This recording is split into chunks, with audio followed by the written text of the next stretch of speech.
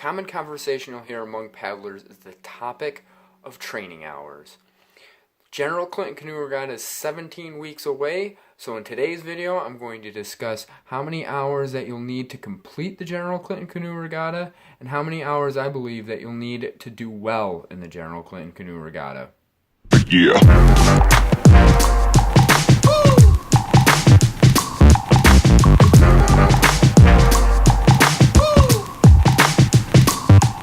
Before we dive into the topic of training hours, let's talk a little bit about the General Clinton.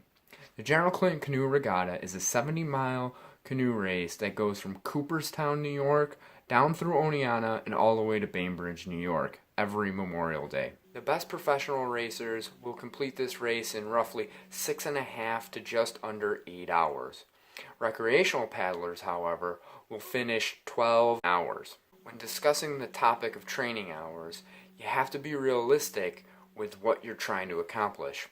If you're entering the General Clinton to finish the General Clinton, it's a totally different conversation than if you want to compete with the best pros in the world.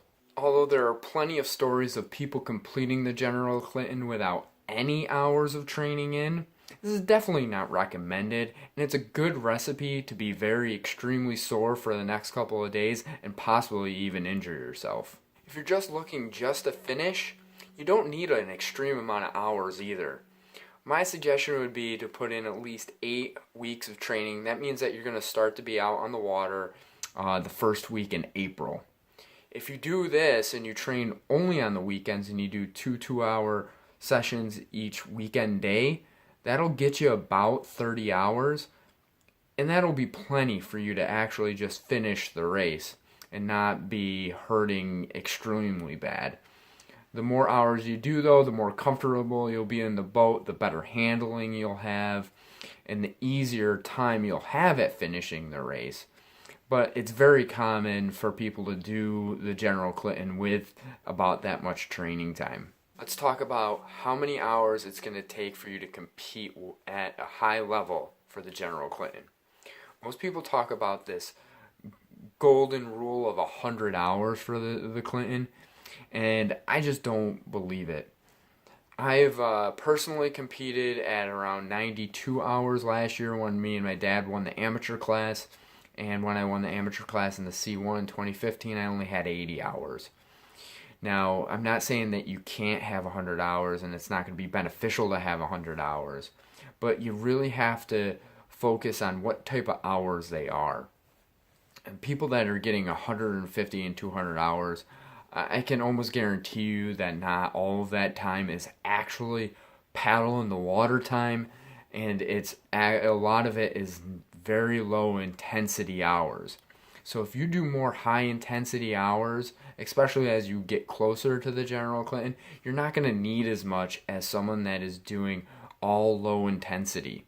So the amount of hours can vary from person to person based on how well they recover from training and how they actually are training. So that 100 hours is a good starting point, but you don't want to go into the General Clinton, I only got 60 hours, I'm not going to be able to do well. Because I know of plenty of people that can do 60 hours and do pretty darn well in that race.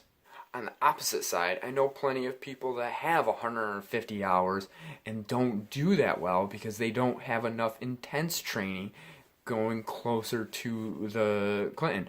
All they're worried about is hours, so they're putting in a whole bunch of what I would call junk hours. If you're sitting around half of the time that you're in the boat, but you're calculating that as hours, you might think you have 150 hours, but if you only have 100, that's a big discrepancy. I know that I tried to approximate or round, as most people do. If I went out and did a quote-unquote 2-hour paddle and it was only an hour and 50 minutes, that's 2 hours. And you do that enough, and I would have had 110 hours last year, and I know I had 92 hours for my race. The moral of the story is that you don't need 100 hours to compete in the General Clinton. And you really need to, when you're talking to other people, you really need to take what they say with a grain of salt, because what they say, they might say that they have 100 hours. It doesn't mean that they have 100 hard paddling hours.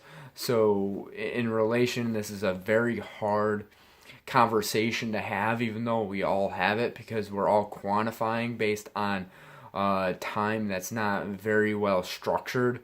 That about covers this topic. If you guys have a take on how many hours you've paddled for the General Clinton, I'd love to hear about it in the comments below. As always, like, subscribe, share. Until next time, guys, paddle hard.